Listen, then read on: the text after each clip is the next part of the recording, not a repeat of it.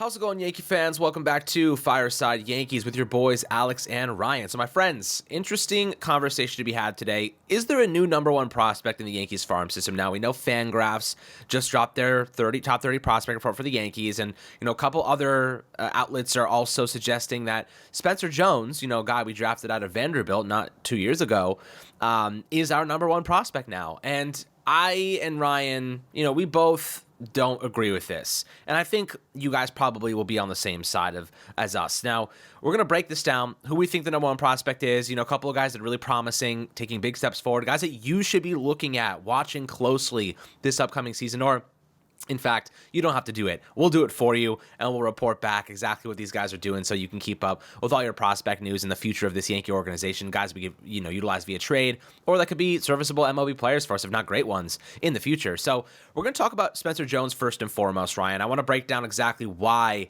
a lot of outlets have him now as the number one prospect. And it's odd, because he wasn't great last year in High A, Hudson Valley, and then, of course, in Double A. He struggled a bit, and, higher strikeout numbers, didn't really get on base that much, or as much as you'd hope, had a couple of issues, but the upside is where we're going to be looking at, and the upside of why Fangraphs, why other outlets are considering him as the top guy, because the upside there is generational. Like, you're looking at generational power, some key categories where he could be truly excellent. So Ryan, how you do it today, my friend, and break down Spencer Jones and why you think these other people are ranking him so highly. Yeah, so look, I know a lot of people are going to talk about the bat, right? Like, oh, he's the next Aaron Judge, all that stuff. And we had him on, he kind of dismissed the idea that that's what he wants to be known as, right? The next Aaron Judge. He wants to be his own player, right? And every player would probably say a similar thing about player comparisons. They want to be their own player. But the thing that I think really makes Spencer Jones a great prospect, he is a stellar defender in center field. That is a premier position. He had +6 defensive runs prevented according to Baseball Prospectus. That's elite, right? Like, we're talking about an elite defensive center fielder. And, you don't really expect that from a guy who's 6'7", but he also has a cannon of an arm. He has great range. He stole 43 bases. He has excellent athleticism. This is a guy who is, like, I hate to, say there's no shot he's a bad major league player, but when you are a good defensive center fielder, yeah, there's kind of no shot you're not a major league caliber player, right? Like, good defensive center fielders always get reps to major league level. Spencer Jones is going to get major league reps, and he's going to be worthy of major league reps. So that is definitely something to take into account here. But the bat, there is a question, right? Like, there is a question about the swing decisions. There is a question about, why didn't his raw power translate as much into game power? Why didn't he lift the ball as much? Why doesn't he pull the ball in the air as much, right? There are a lot of concerns there, but you do believe that ultimately he will become a solid major league hitter. I think that we're talking about a high floor prospect with a ridiculously high ceiling. And if you're going just based off of tools, Spencer Jones could be one of the 50 best prospects in baseball. This is a really, really, really talented player. But then when you look at a guy like Jason Dominguez, kind of the first thing that Jones has over Dominguez is defense, right? Like, Jones is a better defender than Dominguez, but it kind of ends there, right? Like, Dominguez, I think, is a better base runner. Dominguez has, better game power. Dominguez has much better contact tools. Dominguez makes excellent swing decisions, right? Like, he is aggressive in zone, but he doesn't chase too much. Jason Dominguez has the chance to be a much better hitter than Spencer Jones does, I think, currently based on their skill sets, right? Like, when I say Spencer Jones is probably going to become a pretty solid major league hitter, I'm assuming that he starts lifting the ball more. I'm assuming that he cuts down the strikeouts just a little bit. I'm assuming he stops chasing as much. I'm making assumptions that he's going to make certain skill progressions. For Jason Dominguez, I just have to assume that his UCL comes back intact, which there aren't really a lot of position players who come back from elbow injuries and are completely different players. These aren't pitchers, right? These are position players.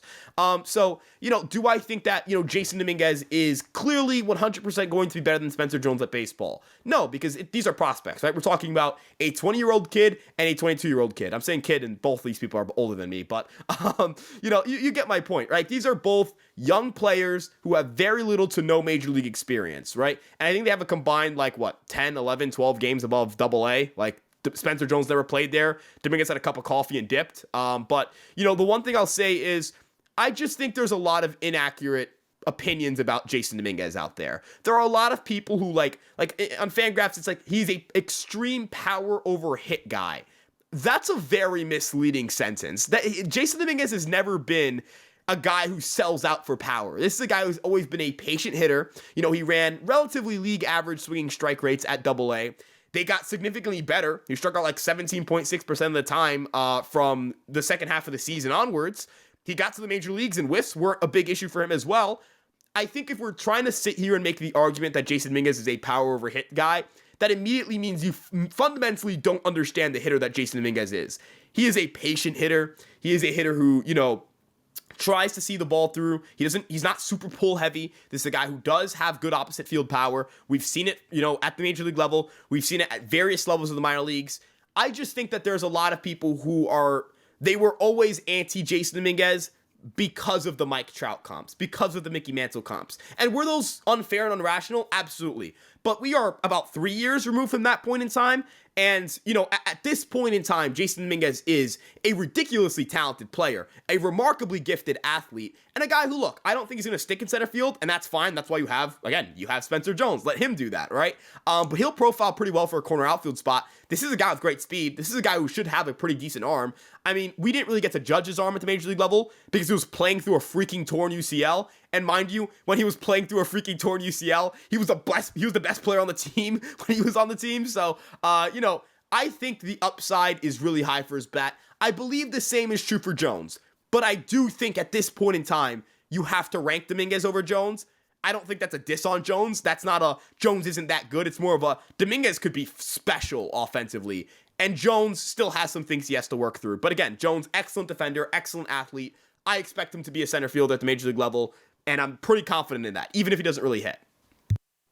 There is one reason why I have Jason Dominguez above Spencer Jones right now. You referenced the Mike Trout comps and, the crazy ideas that, this guy could be something truly unique and special, and he still can be. He still hasn't even really played. But the one reason I have him over Jones in terms of where I think he could go, the guy has actually faced MLB pitching.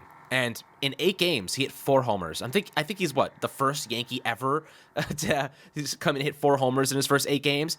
That is not something you walk across every day, my friends. He had 162 WRC plus in 8 MLB games. This is not, did he? I don't even remember who did he play. Did he do it against the Astros in one of the games? I don't even remember who he did it against.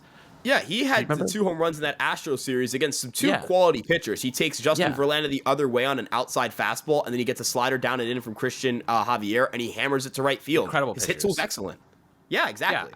Yeah. That's the take that I would stand by to say that he's number 1 right now, because Spencer Jones has never, and I love Spencer Jones. We love Spencer Jones. Great dude. This is not an episode meant to bash Spencer Jones, more so to just debate whether or not who's number 1 and number 2, which is marginal, you know what I mean? They're both awesome players.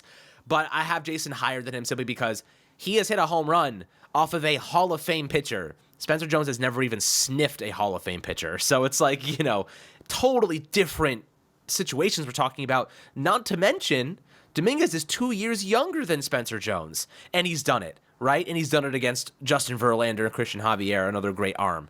So, when you're asking me, or if anyone's questioning whether Dominguez is number 1, Spencer Jones number 2, or vice versa, one of them has done it, and the other one has not. And I think that's where you draw the line, right? And the limitations that Fangraphs present, for example, is that his frame, Dominguez's frame, is fully filled out, right? There's not much room for him to grow now. And he could have reduction in athleticism or speed on the base pass because of that frame. How realistic is that? I think that's complete nonsense. Look at Jose Altuve. The guy is 4 feet tall, and he is one of the best players in the game. His frame isn't getting any bigger or smaller. Look at Big Papi, one of the best hitters ever, and the guy was he was a big dude. We're talking about a massive guy. You know what I mean? There are tons of amazing players that, and for what it's worth, Dominguez, he is not fat. He is a muscular dude. He is freaking strong. He is not overweight. He is not fat. He is just a freaking human being that is built to the freaking brim with muscle. And that power is there. We saw him unlock that power the second he stepped into a major league batter's box. And not to mention, he's a switch freaking hitter. Is there any more that you could say to make Jason Dominguez look any better right now? It really isn't. I mean, the Tommy John surgery, I don't utilize that as a kind of variable in this equation. I don't think him having Tommy John surgery affects whether or not he's a number 1 or number 2 prospect right now, because he just had it. We're basing off of what he has done last year and not what he is going to do. But not to say, how many players have come back from Tommy John surgery? I know Shohei Ohtani's had Tommy John surgery. He's about to come off another one. We've had so many players, like tons of players come off Tommy John surgery to have lucrative careers, and he's 20 years old. I'm pretty sure Spencer Jones has already had Tommy John surgery. You know what I mean? So it's like, you look at exactly what we're comparing here. These should not be impacting these player profiles. So, with that being said, number one, in my opinion, your opinion, Jason Dominguez for sure. Now, let's talk about one other guy that was completely disrespected in this top 30 rankings, Ben Rice. Ben Rice was ranked 29th, guys, in this prospect list. That is ludicrous. Ben Rice just won the Yankees Developmental Hitter of the Year award. Like, the guy is coming off a legitimately phenomenal season. Now, Ben Rice, guys, if you don't know, currently listed as a catcher, but has a lot of experience at first base as well. He could be the future after Anthony Rizzo, ends up leaving, whether it be in 2025 or if they pick up his option in 2026.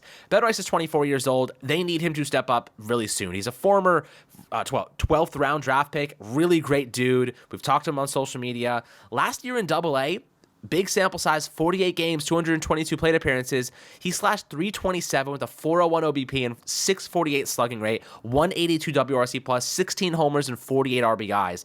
His strikeout rate was below 20% in both high A Hudson Valley and Double-A. Walk rate had a 26.5% walk rate in high A, and that had a near 10%, 9.5% walk rate in Double-A. This dude is special. This guy's a special bat, and he's a lefty. Talk to me about Ben Rice. Why 29th is it almost hurts my brain. 29th is disrespectful for a player that could have the upside to be a legitimately quality starting first baseman in the future. And I'd love to see him get transitioned to AAA fast. And, if anything happens to Rizzo, I may even consider calling up Ben Rice and giving him a couple opportunities and see what he's got.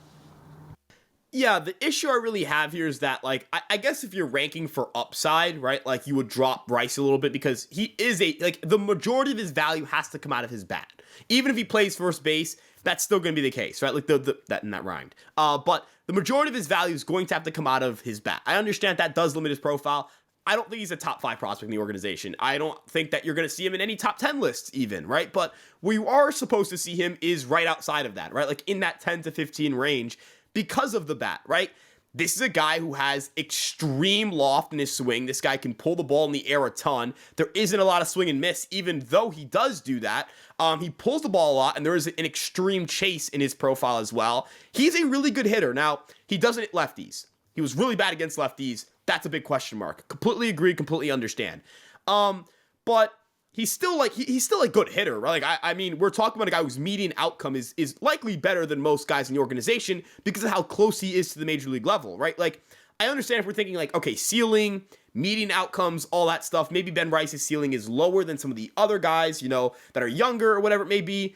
But again, the median outcome for Rice is just significantly better than most of these guys, right? Because he's more likely to be a major leaguer than 90% of prospects in the organization. He's literally right there. He is a step away from the big leagues. I even thought slapping DH there was a little bit unfair. He handled first base perfectly fine. He's going to be a first baseman. He'll be a fine first baseman, right? I think putting him as just a DH is a little bit unfair.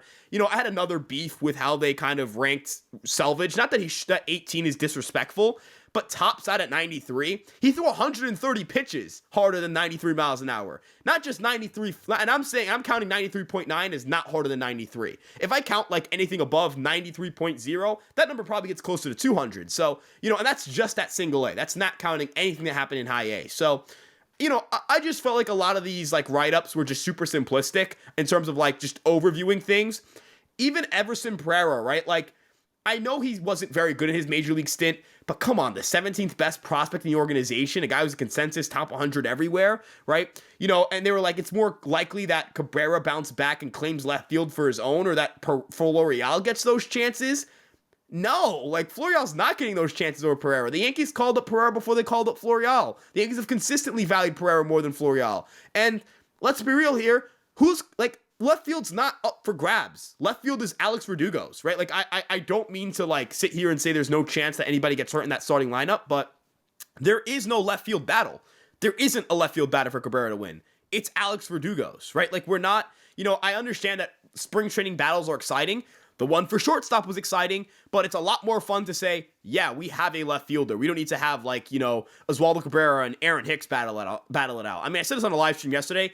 Alex, I had Rafael Ortega, Aaron Hicks platoon 2023 in my freaking header. Like, we were down bad. How many times did we talk about Jerks and Profar on this podcast? We were down bad, dude. Like, the only time I want to be mentioning somebody's name that much is if it's Dua Lipa. But that being said, like, all things considered, man, I just felt like a lot of these were just oversimplistic. And I do like that there is a publication that's going to give a more negative view on the Yankees organization prospect-wise, not because I'm a hater or anything like that. I love our farm system, but because I think it's important to have balance. It's important for us to talk about the flaws their prospects have. It is important for us to talk about the fact that Jason Dominguez isn't a great defensive center fielder. It is important for us to talk about the fact that Spencer Jones makes poor swing decisions. It is important for us to talk about the fact that, Will Warren hasn't pitched 150 innings in a season, or that Chase Hampton, ran out of gas towards the end of the year, or that, guys like Roderick Arias have injury issues, or Austin Wells isn't a sure thing defensively yet, and kind of struggled last year in the summer, right? Like, these are things that are important to talk about. We need to talk about these things because every side, there's two sides to every story. But at the same time, a lot of these just felt simplistic. A lot of these just felt unfair to the players. Again, I mean, when it's a situation where you're saying a guy can only top out at 93 and he throws 130 pitches in one level alone, like in half a season, that were harder than the number you topped him out at, that feels unfair. That to me feels unfair. And then again, circling back to Dominguez here, I'm stuck over the extreme power over hit skill set. Like, it's just not the player he is. He has a very high IQ player. Like, I've talked about this, before the season even started. This is a smart, disciplined, educated hitter. This is a guy who knows the strike zone like the back of his hand. This is a guy who makes insane swing decisions. And this is a guy that ultimately, Alex, I think the Yankees are going to be really happy with when he comes back. And, I want Yankee fans to think about this. You're going to potentially have a lineup where you could have Jason Dominguez leading off, Juan Soto hitting second, and Aaron Judge hitting third. Dominguez is a 30 stolen base threat. He's going to be dancing off first base, by the way, giving probably the toughest at bat to the pitcher as they try to, pitch to Dominguez because they don't want to walk him and face Soto. And then you have Aaron Judge on deck, right? I use this exact picture, and I feel bad for double dipping here, but if the Twins' number 3 starter, like Bailey Ober, is on the mound in a playoff game against the Yankees, and Garrett Cole strikes out the first 3 hitters for the Twins, and you go to the bottom of the first, and Jason Dominguez is dancing off of first base, you're down 3-1 to Juan Soto on the count, and you're walking back around the mound, and you see Aaron Judge just staring at you, you're going to give up a 3-run home run. That's happening. You're giving up 3 runs that inning. Your fate has been sealed. It's over for you. You're not winning that game. You know what I mean? That is the atmosphere you can create in the Bronx. That's the pressure you can put on lineups. And again, Dominguez is just not an extreme power over hit guy. This is a very smart hitter with plus hit tool, and it got better throughout the season and has excellent plate discipline, remarkable plate discipline. Again, I'm really stuck up over that claim. That claim just feels, it's just not an accurate claim. Yeah, I mean, look, it's kind of funny you mentioned Jason Dominguez dancing off first base. Here's kind of something that Sam and I talked about the other day. We're talking about the leadoff hitters. What are your thoughts about the future of Jason Dominguez being a leadoff hitter for this team? Imagine Jason Dominguez, Juan Soto, and Aaron Judge as the top 3 guys. Now, of course, that's contingent on his walk rate improving a bit, which I think he can do. We know his tools are phenomenal. He makes good contact. He can slug. He's a good athlete. We talked about DJ LeMay, who is going to get older. Obviously, probably we prefer Volpe to be the leadoff guy if he can get his OBP up significantly. But what are your thoughts on a Dominguez Soto Judge or Judge Soto top 3? That'd be pretty fun, right? Yeah, let's be honest here, guys. The Yankees need to get their leadoff guy kind of in check. And it's probably going to have to be one of their internal options. If Anthony Volpe is a 340 OBP guy, has a 110 WRC plus, yeah, you lead him off, right? And you still can do the righty-lefty-righty thing. Volpe, Soto, Judge, Rizzo, Torres, Dominguez, Stanton, or let's say Stanton hits 5th and they hit Torres 7th. I don't really care. Wells, and then LeMahieu. Hello? That lineup? Special? Special doesn't even begin to describe what that lineup would be. That team, I mean, for lack of better words, and again, if you're a kid listening to this, just close your ears for 2 seconds. That lineup fucks. That lineup's incredible. That lineup's insane. That lineup's going to score a lot of runs. They're going to run the bases well. They're going to put a lot of balls in play. They're going to hit for power. They're going to do a lot of different things really well. They're going to make excellent swing decisions. And the Yankees are going to be able to say, the core of our lineup, yes, was built, you traded for Juan Soto, And, that kind of helped you a lot. But you can say that Aaron Judge is the anchor of your lineup, and that guys like Volpe and Wells and Dominguez emphasized or kind of made your lineup better. And a guy I want to throw out here who could be, I think, really sneaky for the Yankees next year, I would say watch out for Jorbit Vivas. That's a left-handed guy with really good contact skills, makes great swing decisions, and is left-handed and can play a really good third base. If the Yankees have issues at third base this year and they want a left-handed option and Vivas is able to slot into the bottom of that lineup, now you got, 5 left-handed hitters, right? And that's not even counting, does Verdugo have a big year? Does Grisham have a solid year? Like, what happens there? The Yankees are chock full of left-handed hitters now that can help them at the major league level, and that's something we haven't been able to say since... when? I might have been in, preschool. I'm not gonna lie. I don't know, man. I would love to find that long-term leadoff guy for us. But look, the truth is right now, the Yankees have a really, really impressive kind of few players at the top of their farm system in terms of hitters. Dominguez, Spencer Jones. We do have hope that Everson Pereira can get better. Of course, Ben Rice is something that we're going to be keeping a really, really close eye on. And, spoke to Will Warren. If you guys know Will Warren, Ryan just wrote up and did a phenomenal video on Will Warren and what he offers this team. And he's supposed to be a 5th option this year, or even a spot starter, according to The Athletic. So, Will Warren's going to be an exciting young player to consider. And I was talking to his reps the other day, and we're going to have him on the Fireside Yankees channel for an interview and talk about what he expects to kind of do this upcoming season, what his strengths and weaknesses are, things that he wants to improve on. Excited to talk to a guy that could have a really significant impact on this Yankee team, and we've already sent a lot of pitchers on their way. So I feel like Will Warren may be a guy that sticks around here for a while, because we do need to keep some of these guys at the end of the day and actually leverage them. So excited to see what the Yankees continue to do here. But my friends, love to hear your opinions down below on this kind of number one prospect battle. Who you think really is the number one? Is it Spencer Jones? Is it Jason Dominguez? We're all in on Dominguez for obvious reason. He's done it. He's hit a home run off a Hall of Fame level pitcher.